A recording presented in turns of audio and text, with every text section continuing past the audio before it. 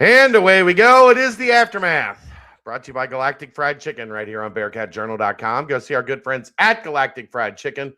They're located in Dayton, Kentucky. They're just down the street from Newport on the Levee, so you don't have to go too far into Kentucky to get there. It's right across the river. They got the best fried chicken in Cincinnati, the best chicken tenders in Cincinnati. I love the chicken dunkers, the fries, the coleslaw, the fried pickles, the deviled eggs, and, of course, the galactic sauce is out of this world. So head down to Galactic Fried Chicken. They'll get you taken care of with the galactic goodness. All right, Aaron. Well, I guess at least it got interesting. Cincinnati did not arrive in Greenville, South Carolina until the final segment of the first half. They were great from there to the end of the game for the most part. The only problem was they were down 27 going into the final segment of the first half, or they scored 7 straight at the end of the first half to cut it from 27 to 20, and then played really well in the second half. The problem was they were really, really, really bad the first 16 minutes of the game, like epically bad. Like I was ready to do like a 7-minute nightcap and go, guess what? I'm not going to spend my Sunday talking about that shit. Here's the final score. Here's an opening thought from Aaron. Everybody have a good weekend. That's where I was at about 16 minutes into that game. I guess kudos to them for figuring some things out and coming back. We have a lot to get to. Kirk Kriisa did not play in the second half of this game. Sean Abayev played 3 minutes in the second half of this game.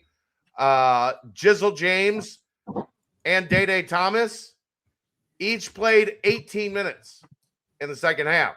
Sincere Harris played 16 minutes in the second half. And honestly, Aaron, it's probably the best half they've played all year. So there's no moral victories here, Agent 00 De Niro. There's no moral victories. They did this to themselves. It's really fucking hard to come back from down 27. So my advice, don't play so bad that you get down 27. And look, I know everybody's mad about the three-pointers. This team can't score from 2 against competent opponents. I think they finished, what'd you say, 5 of 16 on layups? 5 of 16. At one point, they were 2 of 13 on layups. 2 of 13 at the rim. So it's frustrating because even playing well for the second half, there was still, they throw an alley-oop to Jizzle, down 7 with a chance to cut it to 5 on a 3-on-1 fast break instead of giving it to Baba Miller on the trail. You throw a lob. You had a couple times where you're chipping away. They can't get critical stops. This happened down the stretch too. Final 3 minutes or so. I think they got 1 stop. Like, you're not going to win, especially coming from behind. You can't keep the other team from scoring. And this defense that's supposed to be one of the better defenses in college basketball, Aaron, looks like poopy. The goaltend was BS. Give me a break on that. That was clearly a block shot. Correct. It should have just been 2 free throws. That's 1 or 2 points off the board that you needed desperately at the end. That's how many times have I talked about this, Aaron? If you can't get it right on replay, just get rid of replay. What's the point of having replay if you can watch that, see the ball get blocked before it hits the backboard, and you still leave the play called? But the officials, other than that play, the officials had really nothing to do with this. The game was called fine, I thought. Well, I mean, getting back to that point, if you're gonna have the referee crew that made the call going back to review their own call, it's probably more often than not going to remain the call that was made, because otherwise you have to swallow pride. Have someone else make the call. That's your job, is to go to the monitor and reverse that's your job, is to do that. How many people are at this job? You're getting a lot of money every game to reverse that call. And it wasn't like there was a lack of video evidence. We could all see it very clearly right in front of our stupid faces that the ball did not hit the backboard, that it was blocked off the backboard. But either way, don't get down 27 damn points. Correct. Don't go 6.5 minutes into the game without a field goal. You're down 30-5 at one point. That was the we've seen some terrible halves already this season. We've seen terrible halves in the last 5 years. I don't know that they were any of them were worse than what we saw today. Oh yeah, they're the NKU second half. Was it worse than this? They scored 11 points in that. I mean, I thought they were only going to score 11 points in this half, but they didn't. They didn't. It was bad. I don't think it was NKU bad, but it's like top 3. It's on the list. It's unfortunately a longer list than it should be. Ugh, I hate this list. It's definitely on the list. This is the worst of the lists. I don't know, man. I'm going 6.5 minutes without a single field goal, making 6 field goals in one half. It was the fact that it's even in the conversation for worst lists. They were 3 of 10 from 2 in the first half. 30% from 2. They were 3 of 13 from 3, like 18% or whatever it was from 3. And then 3 of 6 from the free throw line. Gross. Tyler, I'm guessing he was a game time decision. His knee is still sore. I think that was, you can call it a coach's decision, but I'm guessing it just didn't feel good enough to go, or else he would have absolutely been in there. Yeah. I don't know. The problem with having an outside official doing this, like the NFL does, the NFL's got like 7 games going on at one time. College basketball, there's 50 games going on at any given, like, I don't think you can have one person that would have the right access to all of the technology to do it.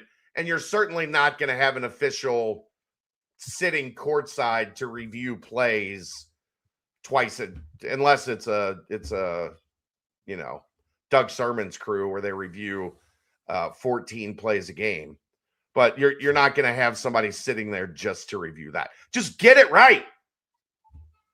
Yeah. Just get it right.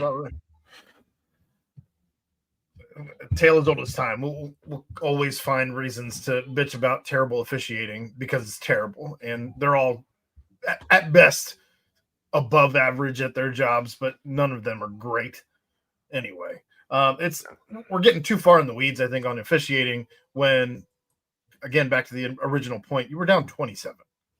Yeah. 27. You couldn't make a shot. It was a dreadful first half, and I don't know what the hell you gave them in the locker room at halftime. Well, it's not that hard to figure out, Aaron. They stopped turning the ball over. Yeah. They turned it over, 8 times in the first half? They only turned it over 4 times in the second? How much of that is because Kirk Risa didn't play? He only had 1 turnover in this game. Yeah, but I don't think it was necessarily Kerr. I think it was they stopped being idiots with the basketball, making dumb plays. Celestine had 2, Abayev had 2, Kerr had 1, Jizzle, Sincere, Day all had 1. Like, it's like everybody takes their turn kicking the ball around. They didn't do that in the second half.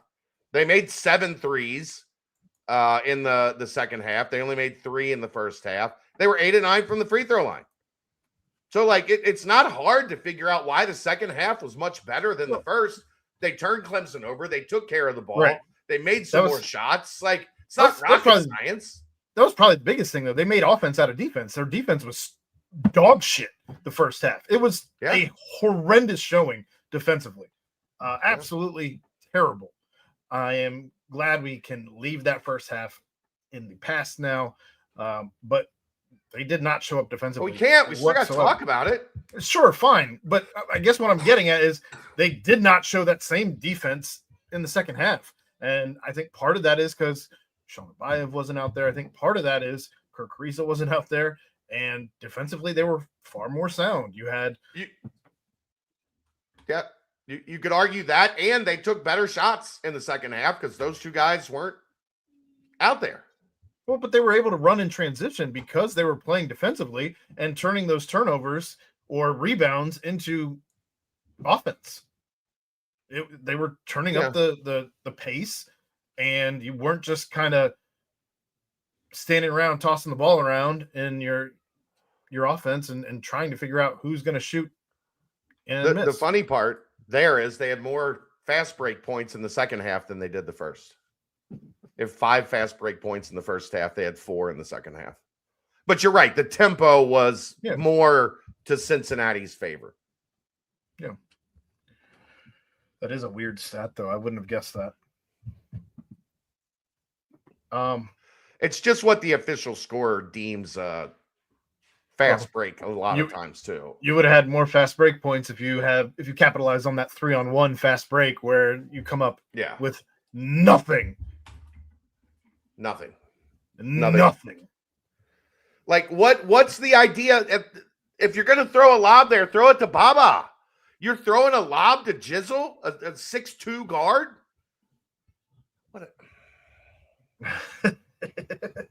You know the other thing that pissed me off, Aaron? Here we go. I hate this. I'll turn my camera back on for a second. I hate when a coach calls a timeout after a made basket. I hate it because it never works. They hit a 3 to cut it to 8, I think. I think they cut it to 8. It's the under 12 TV timeout, I think. Either under 12 or under 8. I think it was under 12. Hit a 3, call a timeout, waste one of your 2 remaining timeouts. They come back, go right down the floor, hit a 3, push it back to 11, or hit a 2, push it back to 9, get a stop, push it back to 12, eventually is where this ended. But you wasted a timeout, and then you gave up 4 straight points, and you had cut it to 8 with momentum. Let them play. Let them play. It was 10. What do you mean? It was down to 10. The 3 had cut it to 8. At the or no. Was it 10? I could have swore it was. You said it was which timeout?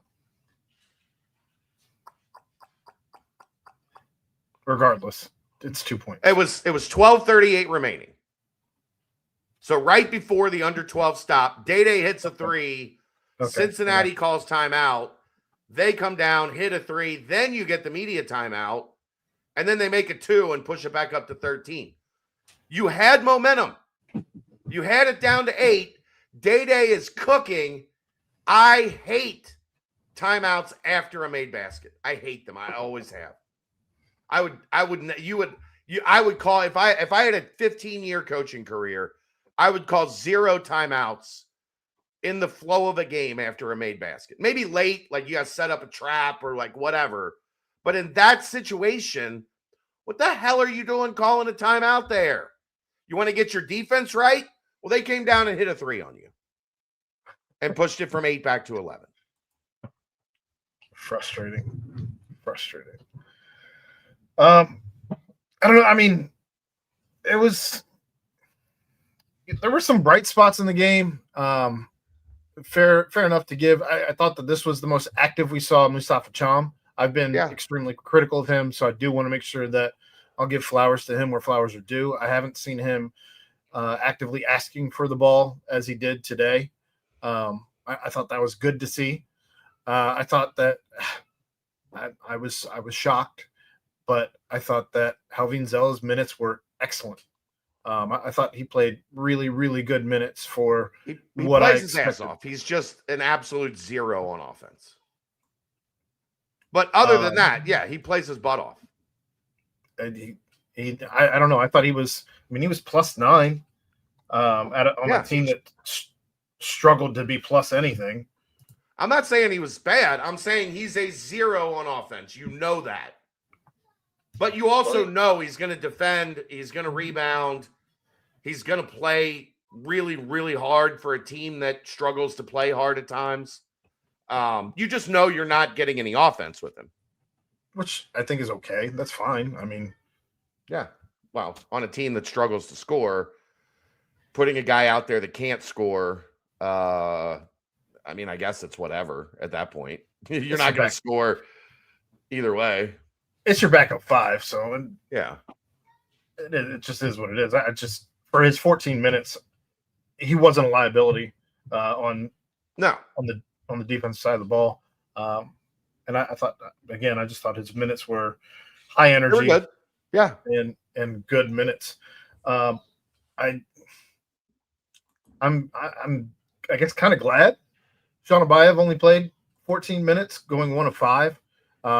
Felt like Wes finally put a leash on, where he has been allowed to freely shoot as he wants. We saw him kind of corral the young buck and say, not anymore, not in this one. And things changed. We also saw something that runs completely counter to what feels like Wes's entire identity as a coach, and what I've always referred to, and it pisses you off, his hockey style line changes went away. He didn't do those today. And it felt like things ran smoother. They didn't do them in the first half either. Yes, he did.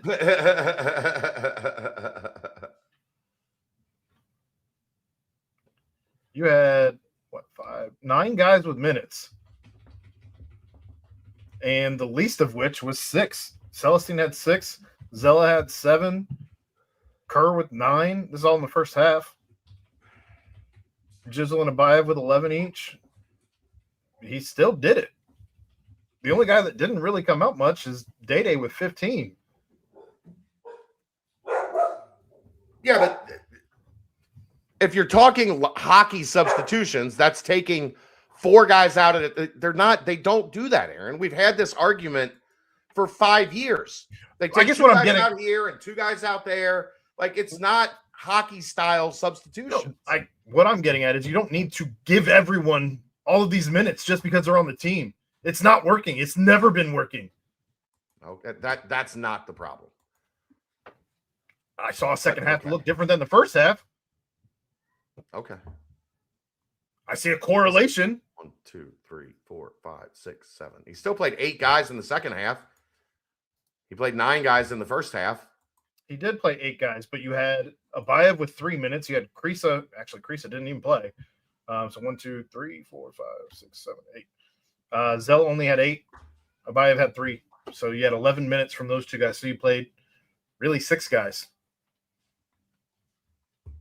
Okay. For the majority of it. It's the line substitutions why this team stinks. No, that's not it. No, it's the line substitutions is why this coach stinks. It's not it. It's because the players aren't good enough. It's because the coach isn't good enough. He got outcoached by Brad Brownwell today, right out of the gate. It's not subbing 2 guys in and 2 guys out more than Aaron likes. Georgia last week subbed every stoppage of the ball. They subbed 3 guys. Georgia's okay. Georgia's roster is up and down better than Cincinnati's roster. No, it's not. Okay. Absolutely not. Okay. They're not. Cincinnati plays like shit, but the rosters are about the same. It's not that, Aaron. Well, anyhow. Chom looked good at the end.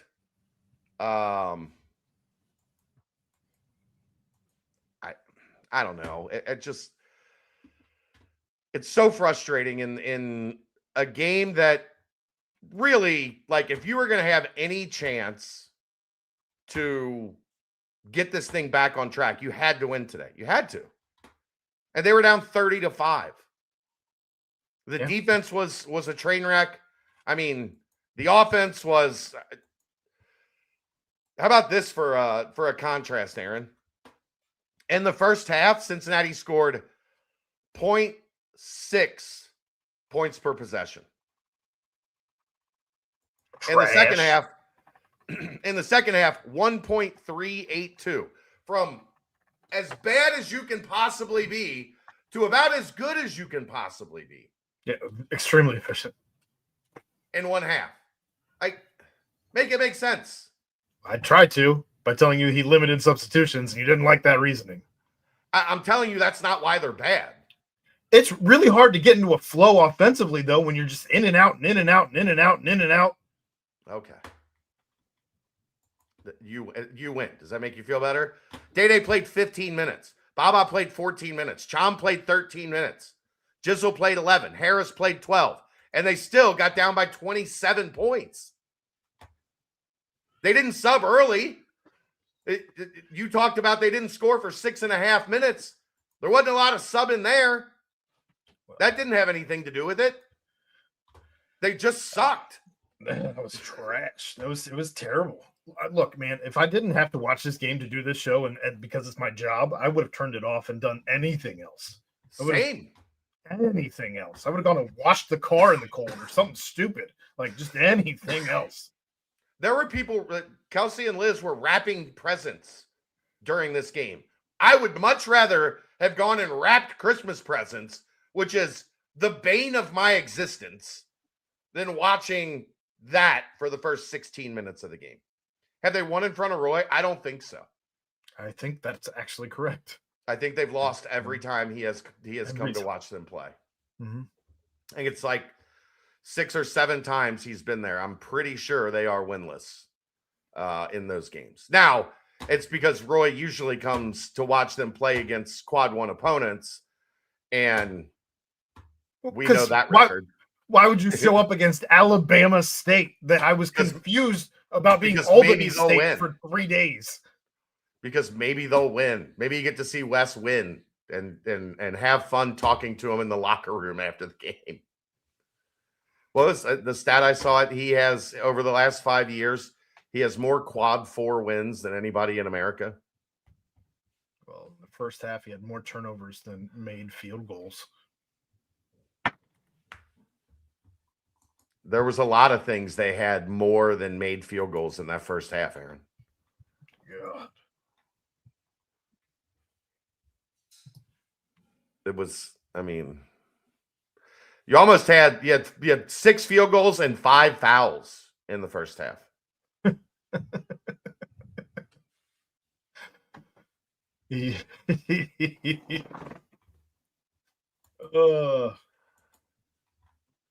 Yeah, he used more timeouts than field goals in the first half. He didn't, but it was close. Closer than it should have been. Closer than it should have been.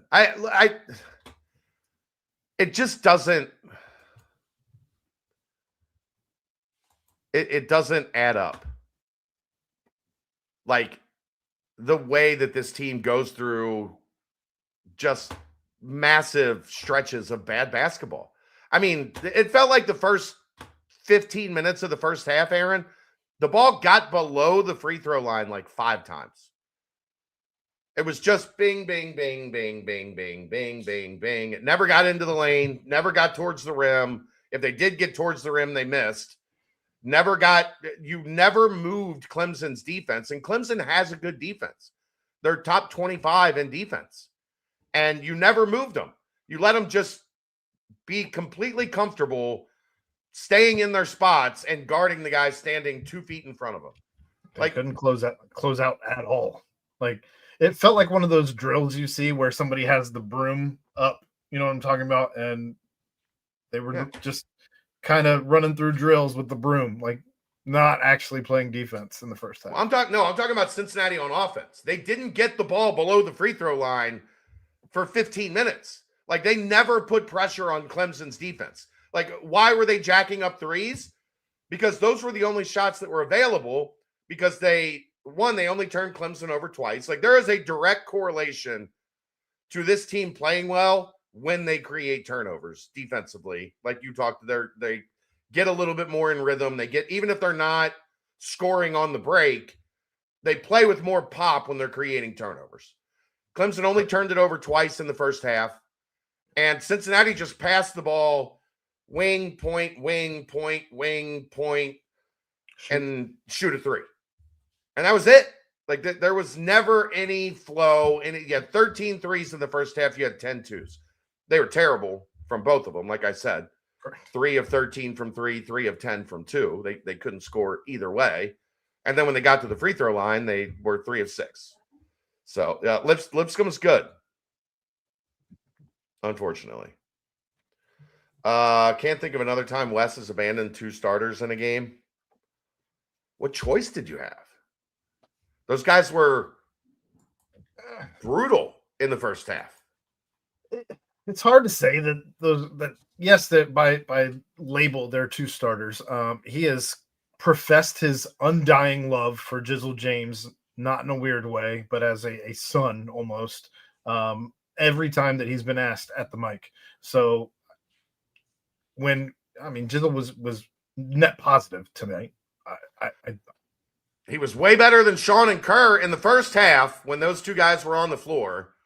They were combined 1 of 5 from the floor. All of those shots from 3. Didn't take a 2. They only made 1 basket, a 3. They combined for 3 rebounds, 3 assists, or 3 rebounds, 3 turnovers, no assists, and minus 29. 31. Or minus 31. Sorry, yeah. No. Minus 15, minus 14. That's 29. Minus 17, minus 14. That's for the game. I'm looking at the first half. Gotcha. Abayev was minus 2 in his 3 minutes in the second half. I'm just talking the first half. Like, that was why they didn't play a whole lot in the second half. No issue with it. No. I mean, the other guy, Buck and Jizzle were playing well. Why would you? And now that math changes, right? Because you've got Jizzle back. You can remove essentially, or reduce one of those guys, and hopefully it's a little bit of a hey, wake up call. Wake up. We don't have to put you on the floor now because we're thin on guards. We have options to leave both of you sitting over here. Just stop shooting bad shots. Abayev did it again tonight with the fadeaway 3, trying to draw a foul for no reason. None. He almost got called, I think, for a flop there. He should. We all know it's coming. Because he kicks his feet out. When you do it every game, multiple times a game, yes, you are trying to get it. Yeah. I don't mind it. Like, there was one in the Alabama State game where the guy was like aggressively in his grill, and he knew if he went up, the guy was going to foul him, right? Well, but when a guy's just there playing standard defense, you're not going to make the shot, and you're not going to get the foul call. Neither thing are going to happen. We'll see Day do that where he leans into the guy as he's shooting a 3 to try and get the foul call when that kind of thing happens, and that's fine. That's playing the defense. But when you're just trying to get it every time you shoot the 3, that can't be your mechanics. Not good mechanics. Right. Yeah. I mean, look, I'm not as down on Kerr as most, but the reality of the situation is if he can't knock in 3s, he's not doing a ton to help you. Especially, he had 7 assists against Alabama State. That's not going to translate into elite high major games. He's not going to go out there and just, make the fancy pass for an assist. Like, I think probably 3 or 4 of those were on Baba dunks where he just gives it to Baba. Baba goes up and dunks it. You're not getting those against high major teams. What they have they had 2 dunk attempts today. They were 1 for 2. Three dunk attempts. 3 dunk attempts today. 2 for 3. It's not sustainable. So if he's not shooting well, he can't defend. Right now, he's giving you as much offense as you pointed out with Halvin Zella. And if you're giving me that same level of offense, you got to be able to give me. You've just got to be able to give me something else if you're only going to give me that much offense shooting. Here's the big thing, Aaron. First half with Abayev and Kerr out there quite a bit, Clemson was at 1.267 points per possession. Second half, with those guys playing a total of 3 minutes combined, 0.9 points per possession.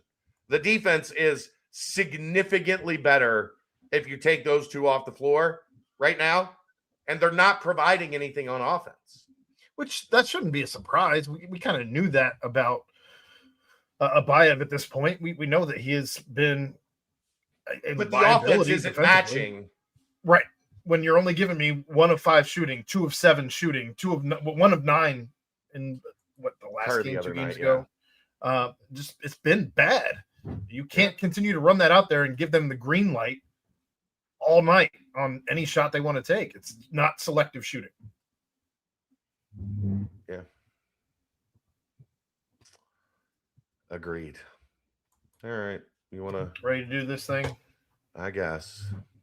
All right. We will start off at the top. Day Thomas leading all Bearcat scores, 6 of 12 from the field for his 17 points, 5 of 9 from 3. Largely coming, he hit 3 in a row. Yeah, it's 15 of his 17 in the second half. 4 rebounds, all defensive, 1 assist, 1 turnover, 3 steals, 34 minutes played. 1 of 2 starters with a positive plus-minus at 4. It's still insane for anybody to have been positive plus-minus with as bad as that game started. At 34 minutes. Yeah. Yeah. Look, that the run in the second half was outstanding. And that 3 almost, it was so close to being online, just a little bit hard to tie the game and send it to overtime. Last shot, yeah. Just a little too much. Or else that thing goes in and we might be having an entirely different conversation about a team that, oh my God, they just came back from down 27 to beat Clemson. Look out. Would have been Wes's 4th win ever as a Bearcat coach when not leading under 5. Yeah. Or at the 5-minute mark or whatever. Data was great. We've come to expect that. I'm happy that they at least got it to their best shooter on that last shot. I was worried that they weren't going to actually put it in Day-Day's hands, but he was the guy, without question, that he wanted the ball in. Yeah, it was, kudos to him. He was home. He's from South Carolina, so I'm sure he had a big contingency of the Thomas family there, and only 2 points in the first half. I'm sure he was frustrated in many, many ways. To go out and really be the catalyst to get them back in the game was huge. And then, one good look at the end, and maybe this could have been, I would have to have assumed it would have been the biggest comeback in program history. You're not down. One, you're 27. Not, if you're Cincinnati, you're not down 27 very often. Correct. Much less to be in a position to be down 27 and get a win. Jared, I'm so happy you used the word twick. I haven't heard that word in a very long time. Thanks for the blast from the past. All right, we'll keep it moving. Mustafa Cham, 15 points, 5 of 8 from the field, 1 for 1 from 3, 4 for 4 from the line. That's a little different for him. 2 offensive, 3 defensive, giving him 5 rebounds, 4 fouls, 1 turnover, 1 block, 1 steal, 26 minutes played, minus 12. Hear me out. Everything seemed to fall in place for him once he hit that 3, right? Like he was almost a non-factor before he made the 3. And then when he made the 3, all of a sudden now he's dream shaking people. And that's, I mean, I'm still mad anytime he's shooting a three right now. He made it, and that's great. It was a confidence booster. What I most appreciated out of him tonight is I still want more rebounding out of him. 5 is not going to cut it, especially in Big 12 play. From your 5 spot, from a guy who's getting the lion's share at the 5. But he started asking for the ball. He started throwing that hand up. He started being more aggressive in the block, in the post. And I don't know what's happening up there with my daughter. I apologize. She says, "Daddy, Daddy." Yeah, they're yelling for me. But I enjoyed seeing Mustafa Cham aggressive, calling for it like that. So, yeah, Daddy, Daddy, Daddy, Daddy. You're in demand. Like, there's people there that like you. It's weird that I have that in my life, huh? All right, keep it going. All right. Jizzle James. I gotta you read this stat off. Let me go fix this situation. All right. Jizzle James, 10 points, 3 of 9 from the floor, 1 of 2 from 3, 3 of 4 from the free throw line, 3 rebounds, 3 assists, did have 3 turnovers. It looked like there was clearly a lot more rust today than there was on Wednesday night or whenever that was. Yeah, Wednesday night. But still productive, still plus 12 in his 29 minutes. I know there's going to be some ups and downs, but I think it has become blatantly obvious in 2 games, this team is significantly better when Jizzle James is on the floor than when they are not. There was one time late in the game where he got beat on a guy just broke free, and he just was lagging defensively. I think that was the only time I felt like I ever saw him looking like he wasn't ready physically, and that may have just been a bad play. But his conditioning looks far better at 29 minutes than I anticipated him being already. And again, I already said it. He's been a net positive while in there. I don't have any issue with his 29 minutes. I wasn't ready for him to have 29 minutes, but it's not about what I'm ready for. He was clearly ready for 29 They didn't minutes. have a choice but to play him 29 minutes. Like, I agree. They're just a much better team with Jizzle on the floor than they are not. That's a good question here. Surely Jizzle is starting next game. Offense and defense flow so much better. I won't be surprised. I won't either, but if not, Aaron, you know what you're going to see at the 16:30 mark right before the first media timeout. Hockey lineup changes. No, you're just going to see Jizzle James become the first guard off the bench, which he should be. If he's not starting, he absolutely he needs to play 25, 27, 30 minutes, or else this team's not going to stand a chance in Big 12 play. Well, at what point do you demand more of Kirk Risa to earn that spot? Today? I mean, I think today is the answer to that question, right? Well, let's see what happens in practice and if he gets the start or not. I think that's probably more indicative. Yeah, you're now talking. There's not a game for 8 days. They play on the 29th. There'll be a couple day break for Christmas. There'll be a lot of practice time between now and when they play Lipscomb coming out of Christmas break. And then, like I said, that you've got one game between now and December 3rd or January 3rd when you play Houston. So you've painted yourself into a corner where you pretty much have to win. I don't know what, like, you like 12-6, 12, 13 games in the Big 12. Yeah. So I don't know. You've got to figure some stuff out real quick. And this is another long break, just like they had last week. Take advantage of it. That wasn't even this long. Yeah, this is longer. All right, Buck Harris, 10 points, 4 of 9 from the field, 1 for 1 from 3, 1 of 3 from the line, 1 offensive, 3 defensive, giving them 4 rebounds, 1 assist, 2 fouls, 1 turnover, 28 minutes played, plus 9 for Buck. I would like to have seen him be a little bit more of a disruptor defensively. I thought his guys, when I have an update on Haynes, I will give the update on Big Slime. I have told you for 2 months now, it's going to be a while. It's still going to be a while. Like, at least a month, maybe more. Like, best case scenario, from what I have heard, best case scenario would be late January, early February. So same thing I've been telling you. There is not light at the end of that tunnel at this point. Correct. Buck was still, sometimes he is not the guy who I want with the ball in his hands, because he loves to just be as erratic as possible. Look, I agree, but he'll do it. At least you know he's going to get it and just fly to the other end of the floor and try to put the ball in the basket. Which nobody else will. Parts of his game remind me of Micah Adams-Wood. Micah Adams-Wood. Yeah, Woods. I don't even remember which one was plural. Both of them. What do you mean, Micah Adams-Woods? It was both of them that were plural. Yeah. Okay, I just feel like Kevin Johnson right now, feeling like I'm mispronouncing it. But yeah, where he would go and try and take the circus shot to try and do whatever. It feels a little bit like that at times.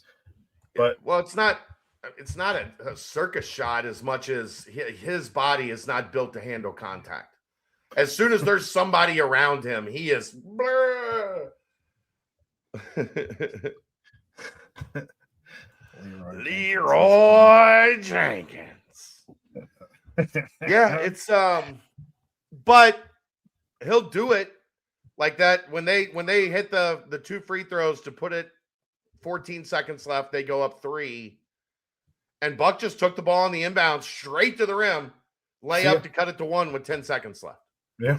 Like, he's the only guy I feel like that has that. I am going to the rim come hell or high water. Now, the result isn't always great, but I like the mentality, Aaron. Yeah, I think if you give the ball to either Jizzle or Dede in that same situation, they do the hezzy at some point and maybe settle for the long 2. So, yeah.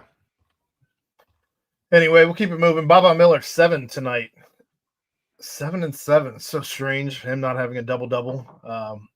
But 7 points, 2 of 7 from the field. Not great. 0 for 2 from 3. They're going to give that to him all day. 3 of 4 from the line. 2 offensive, 5 defensive, giving him 7 rebounds, 3 assists, 3 fouls, 1 turnover, 2 blocks, 1 steal, 30 minutes played, plus 3 for Baba. How about this, by the way, Aaron? Wes Miller on if there will be changes to the lineup. Mm-hmm. Jizzle's done a good job of assimilating. His role demands playing time. There will be changes. Nailed it.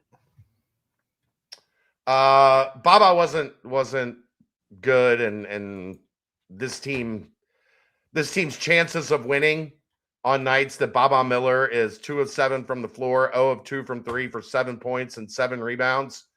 They're not great. And I guess great. When we talk about Mustafa Cham needing to do more, when I talk about it anyway, on nights where Baba Miller's not getting you 10 plus, not getting you 17 rebounds, that's where you have to see more aggressiveness rebounding on the glass from Mustafa Cham on both sides of the ball. Tim, the only thing I'm on the same page on is you saying the same thing over and over and over and over again every time you post in the chat is fucking annoying. That's what I'm on the same page on. We get it, buddy. Like, everybody feels this way. Saying it in the same chat over and over and over and over again. Is it cathartic for you? I don't understand. I don't understand. We have to be here one way or the other. Galactic Fried Chicken is paying us to be here. So we will be here talking about every game when it ends. And if we were to talk about it from the perspective of the season's over, that makes for a pretty boring show. And then Galactic Fried Chicken's not getting their money's worth for what they pay us. We're not even in conference play yet. Some miraculous turnaround. Right. Maybe that's the catalyst for all of it. We don't get to be as depressed as you all the time, Jim. Galactic Fried Chicken is so good. You're right, Jared. We still watch it. All of us, clearly. We're all still here. We're doing this together, guys. We're doing this together. Jalen Celestine, 3 points, 1 of 6 from the field, 1 of 4 from 3. Not great for him tonight either. 2 offensive rebounds. And he hit a big one. Okay, yeah. 2 fouls. Could have been bigger, but I mean, 2 fouls, 2 turnovers, 16 minutes played, -9. Go on. He kind of is the one that got the run at the end started, cutting it to 7. I thought his shot looked good tonight. The arc was good. He just had a couple that were close that didn't go down. You need him to make at least one more. I think you need more than that from him, especially if he's going to be getting 15 plus minutes. You need for him to do more than 2 rebounds. You need him to do more than. We agree on that. Yeah, we've talked about that many times. This was just another example of such a game where if you're going to get over that hump, if you're going to close out games, it's going to have to be because guys like Jalen Celestine gave you more than what they give you regularly in these losses. 3 points, 2 rebounds, no assists, 2 turnovers in 16 minutes. That needs to be 6, 7 points, 5 rebounds if you're going to be playing him 15 to 20 minutes. Completely agree. Especially if he's going to be playing minutes at that 4 spot. You almost have to now. I'm saying, like, if you're going to be in the 4 spot, out. You can't come up with 2 rebounds if you're playing at the 4 spot. Yeah. Sean Abayev, 3 points, 1 of 5, all threes, 2 defensive rebounds, 2 turnovers, 1 block, 14 minutes played, -17. He's got to be a bigger factor. You recruited him with the belief that he was going to be a heavy factor in your offense, and you've had too many times. I don't care if he's a freshman. This isn't on him, Pluto. This isn't on him. This is on the staff that recruited him to be that bucket getter from the wing on this team. They didn't recruit anybody else to be that priority bucket getter on the wing. They recruited him to do it. If he's not going to do it, this team can't reach its potential. And it's probably too late for any of that to matter. Now, it's why for the 3 years that they've been in the Big 12, what have I talked about so many times, Aaron? Unless it's AJ DeBansa and Darren Peterson, VJ Edgecombe, like top 5, top of the NBA draft guys, you can't put that on a freshman. But they did. So he keeps talking about in his postgame pressers that he can play at all 3 levels. I feel like he's settling for 1 level. And I don't know that that's on him. I don't know that that's on the staff. I think it's probably a combination of some at some level. But you have to be – it doesn't feel like he looks to drive unless it's wide open. Unless you can fit a tractor trailer down the lane, he doesn't look to drive. And I think he's got to be – especially – you see it. You see where it's going through his head. You can almost see the gears grinding where he's like, I'm going to go ISO. And then he's like, nah. You know what he's also significantly better at when he's on the move, driving with the ball? Passing. His ability to find guys when he's putting pressure on the defense is really good, but he never puts pressure on the defense, so we never get to see that aspect of his game. I don't feel like right now I'm seeing any of the other 2 levels. It's literally just threes or bust. Yeah. So, I mean, and if you're going to... And if you're going to do the kick out, then I'm going to be wildly irritated that that's the only level you're playing out of. Yeah. Yeah. It's got to be more than this game. He had 0. Alabama State, he had 2 twos. He attempted 2 twos and missed them both. Like, you're not seeing anything other than step back threes. He was 3 of 11, 1 of 7 from 3. So he was 2 of 4. Yeah. And one of them, I think, was a run-out dunk towards the end. Sure. I don't know. I'm just saying, not a product of, like, playing offense. I was bored during that game, remember? Pluto, let's discuss. You have a hard time believing the staff banked on a freshman coming in and being a big bucket getter. Then you have a lot. Who at the 3 is the bucket getter on this roster? The 3 is supposed to be a guy that gets you buckets. Especially when you don't. Well, when you don't traditionally under Wes Miller, you really don't bring in a 2 ever, like an actual true 2. Right. So you are relying on a 3. He started him day 1. Mm-hmm. They absolutely banked on him being a bucket getter. Absolute. That's not even up for debate. Well, who else would you have said he recruited over him at that spot? Nobody. Celestine's to be a combo guy and shoot threes, right? That's his role. Who else? Who at the 2 would you consider a bucket getter? Jizzle's back now, so him and Day-Day. Jizzle, I feel like Jizzle's been playing more 1 than 2, and Day-Day's shifted to the 2. Yeah. But you didn't go out and get a bucket getter when you were building this roster because you recruited Sean Abayev. All right, we got a donation here. Thanks for the donation, Sam Dash. Can we please agree that Kerr should not be playing more than 12 minutes a game? It sounds like in the post-game presser, Coach may have alluded to that. We'll see. You got 8 days to figure it out before the next one. The thing is, if he's not making threes, he doesn't give you a whole lot else because he's not a good defender. Yes, he's a good passer, but you can't have a non-factor in the scoring column that gives up a bunch of points on the other end on the floor heavy minutes because he's a good passer. He's not that good of a passer. He hasn't even been doing his thing. He was doing it a couple times a game. He hasn't even been doing his thing where he tries to draw the charge anymore. He's just getting blown by. Teams know now, don't give him this and he can't guard you. That's the only way he could guard somebody is to keep his chest in front of him, and as soon as they extend that elbow, he goes back for a charge. I don't see Abayev getting better stats in Big 12 play either, Pluto. That's why I've said all along it's a mistake to count on a freshman that's not AJ DeBansa or Darren Peterson level, DJ Edgecombe level, to come in and, like, if it happens organically, it's fine. If the kid comes in and he earns it and he's balling out, then you've got a freshman. It's a little bit of a surprise. They're coming in, they're scoring 10, 11 points a game. But this goes back to, Aaron, what we talked about, like going into and out of the crosstown shootout. There's supposed to be a development curve that goes up as you're getting 10, 11, 12, 13 games into the season and going towards conference play. Well, Abayev's is going the other way. Minutes would correlate with that, or they should. In the last 2 games, he's combined 4 of 16 for 16 points. That's not great. Right.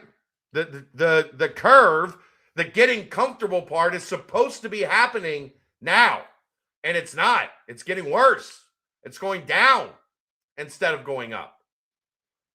Wasn't Kerr in there by default while Jizzle was on sabbatical anyway? Yeah, I mean, you didn't have a lot of options. Were you going to play Keyshawn 22 minutes? I don't think he's ready for that.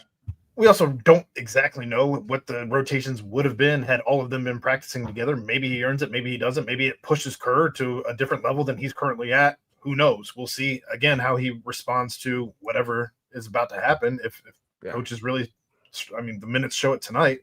We'll see how Kerr responds. Yep. We only have a couple more here.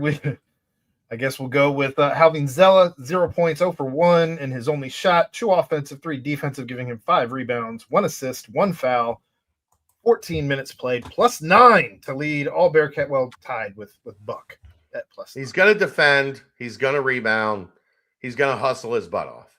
He can't play offense at this level. It is what it is. His move that he went to the hoop with was actually, it was nice. I wasn't mad about it. Couldn't finish. You can't finish. So you're putting him out there for again, that's supposed to be where Tyler McKinley is. Hopefully you have Tyler back by Lipscomb. They said he warmed up and was with the team dressed today, but clearly just couldn't go. But you got to play him a little bit because you're not playing Chom 40 minutes. Now, the alternative is something Wes hasn't done, which is play Baba at the 5. I wouldn't hate it. It would be interesting to see what it looks like, but, whatever. We'll see what happens. It's still better minutes than we saw with, like, Jameel Reynolds. I don't even remember who was at the backup 5 last year. Kid at Northwestern now. Page. Yeah, will I do if they beat Houston? Will I do the show with my shirt off? I will not be here for that show. So, if you want me to take my shirt off while Keegan and Aaron are doing the show, I won't do that either.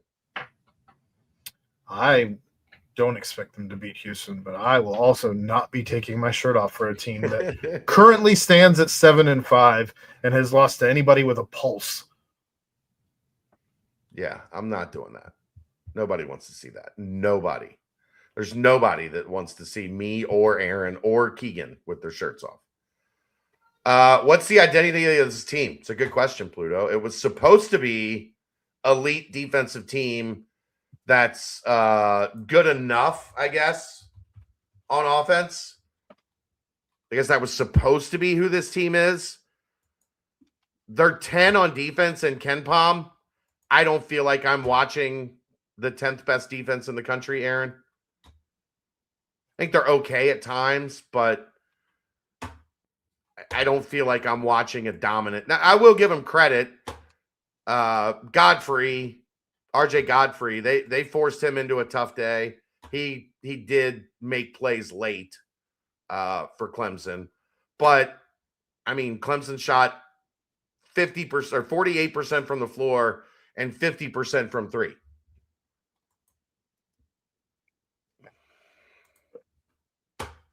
That's not we only great. have one more, and it's Kirk Reese. So we've talked a bunch of him plenty, but no points. 0 for 1 on his only field goal. Of course, it was a 3, 1 defensive rebound, 1 turnover, 9 minutes played, -14. Yes, that's his entire stat line.